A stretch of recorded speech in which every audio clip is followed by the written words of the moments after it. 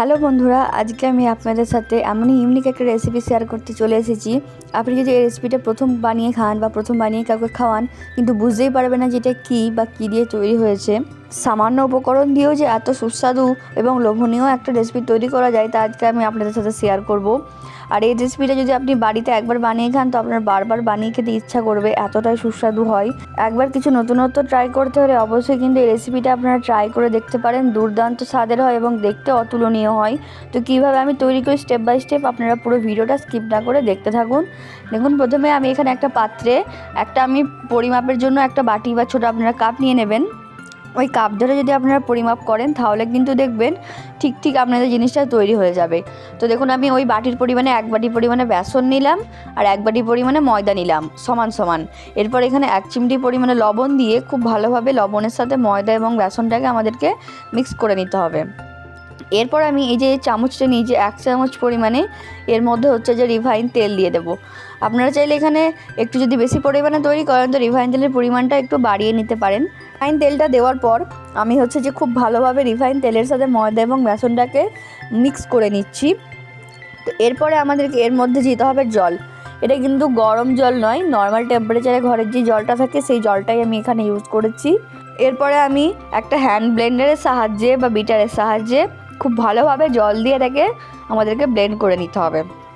জলের পরিমাণটা অল্প অল্প করে দেবেন, একেবারে বেশি বা পুরো জলটা দিয়ে দেবেন না, তাহলে কিন্তু দেখবেন আপনি যেই ঘনত্বের ব্যাটারটা চাইছেন সেই ঘনত্বের ব্যাটার কিন্তু নাও হতে পারে, বেশি পাতলা হয়ে যেতে পারে। তো আমি অল্প অল্প করে দিয়ে এটাকে গুলে নিচ্ছি।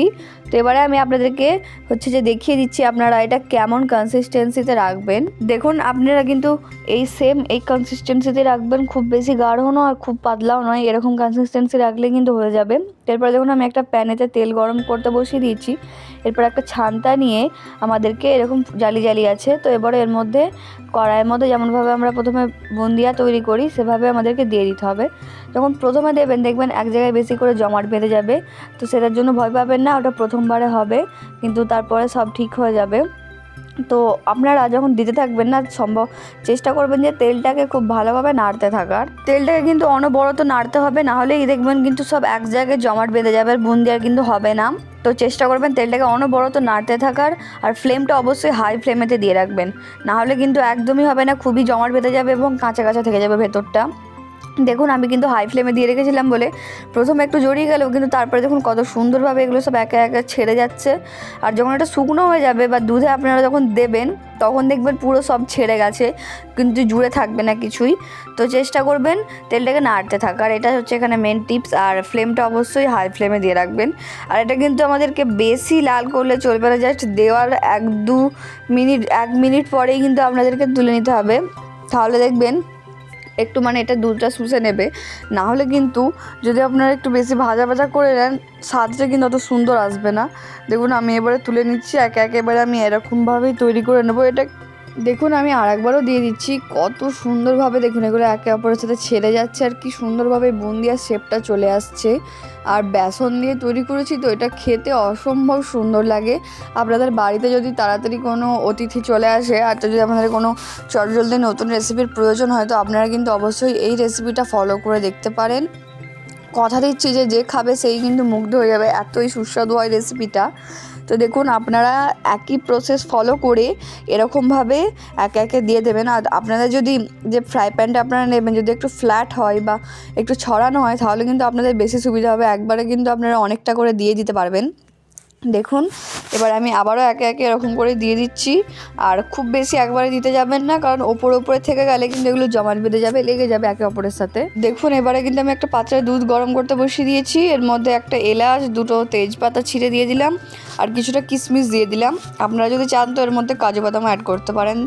যদি আপনারা এর মধ্যে কিছু ড্রাই ফ্রুটস অ্যাড করেন, দুর্দান্ত স্বাদের খেতে লাগবে। তো দেখুন, এরপরে আমি এর মধ্যে মেপে 1 কাপ পরিমাণে পুরো চিনি দিয়ে দেবো। যেহেতু এতটা দুধ আছে, মিষ্টির কিন্তু একটু প্রয়োজন হবে, আর এটা কিন্তু মিষ্টি মিষ্টি খেতেই খুবই ভালো লাগে। তো যার জন্য আমি আরেকটু এর মধ্যে চিনি দিয়ে দিচ্ছি। আর এখানে আপনারা টোটালি 1/2 লিটার দুধের জন্য 1 কাপ পুরো পরিমাণে চিনি ইউজ করবেন। দেখুন, এবারে আমি চিনিটা দিয়ে দুধটা অনবরত নাড়তে থাকবো। যখন দেখবেন দুধটা ফুটে যাবে, ফুটে যাওয়ার আগেই কিন্তু আমাদেরকে এই যে দেখুন বুন্দিয়াগুলো দিয়ে দিতে হবে। কত সুন্দর ঝরঝরে হয়েছে শুধু দেখুন বুন্দিয়াগুলো। আমি কিন্তু একটা বড় প্লেটে নিয়ে এগুলোকে ঠান্ডা করে নিয়েছিলাম, তাহলে কিন্তু দেখুন একটুও জড়িয়ে জড়িয়ে নেই, পুরো কিন্তু ঝরঝরে হয়ে গেছে। তো দেখুন দুধটা কিন্তু আমি অনবরত নাড়তে থাকছি। যখন দুধটা হালকা ফুটে যাবে বা ফোটার আগের মুহূর্তে কিন্তু আমাদেরকে দিতে হবে বুন্দিয়াগুলো।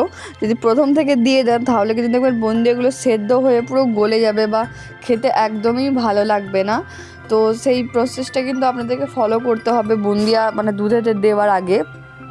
তো দেখুন দুধটা কিন্তু আপনারা যেহেতু দেখতে পাচ্ছেন এটা কিন্তু ফুটতে শুরু করে দিয়েছে প্রায়। তো এবারে আমি এর মধ্যে হচ্ছে যে বুন্দিয়াগুলো দিয়ে দেবো। দেখুন এবার একে একে আমি বুন্দিয়াগুলো দিয়ে দিচ্ছি। আর দেখুন দুধটা আপনারা হয়তো দেখে বুঝতে পারছেন দুধটা কিন্তু ফুটতে শুরু করে দিয়েছে, এই টাইমেই আমি দিয়ে দিলাম। আর বুন্দিয়াগুলো দেওয়ার পর কিন্তু আমাদেরকে খুব জোর হয়তো 1 থেকে 1.5 মিনিট পর্যন্ত গ্যাসের ফ্লেমটা অন রাখতে হবে।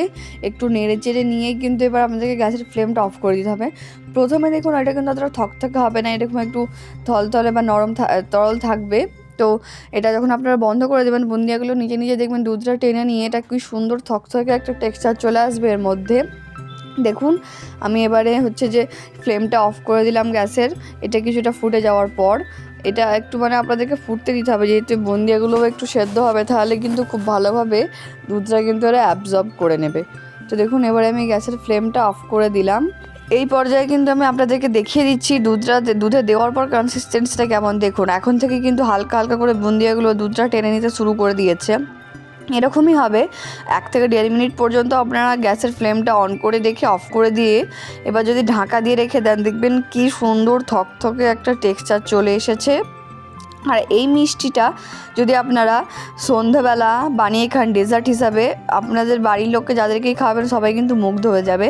তো দেখুন এবার আমি ঢাকা দেওয়ার পর 5 থেকে 10 মিনিট রাখার পর নামিয়ে নিয়েছি একটা প্লেটে। এবার আপনাদেরকে আমি সার্ভ করে দেখাই কতটা পরিমাণে ডিলিশিয়াস এবং সুস্বাদু দেখতে লাগছে। শুধু আপনারা দেখুন, এটা কিন্তু আপনাদের দেখেই মন ভরে যাবে, এত সুন্দর হয়েছে রেসিপিটা, আপনারা শুধু দেখুন। আর খেতে তো স্বাদের অতুলনীয়, এত সুন্দর হয় যে কেউ খাবে মুগ্ধ হয়ে যাবে। আপনি যাকেই বানিয়ে খাবেন আপনার কিন্তু প্রশংসা করতে সে ভুলবে না। আপনাদের যদি একঘেয়ে মিষ্টি খেতে ভালো না লাগে তাহলে কিন্তু আপনারা এই মিষ্টিটা একবার বাড়িতে বানিয়ে ট্রাই করে দেখতে পারেন। সম্পূর্ণ নতুন রেসিপি, খেতেও স্বাদ দুর্দান্ত হয়, আবার তেমন করে উপকরণ ছাড়াই, খুবই সামান্য উপকরণে। আর আমি যে উপকরণগুলো দেখিয়েছি এগুলো কম বেশি সবার বাড়িতেই থাকে। তো পুরো ভিডিওটা কেমন লাগলো অবশ্যই কমেন্টে জানাবেন। আর এরকম নিত্য নতুন রেসিপি পেতে অবশ্যই আমার চ্যানেলটাকে সাবস্ক্রাইব করে বেল আইকনটা প্রেস করে দেবেন, যাতে আমার রেসিপি আপনাদের কাছে সবার আগে পৌঁছে যায়। ধন্যবাদ।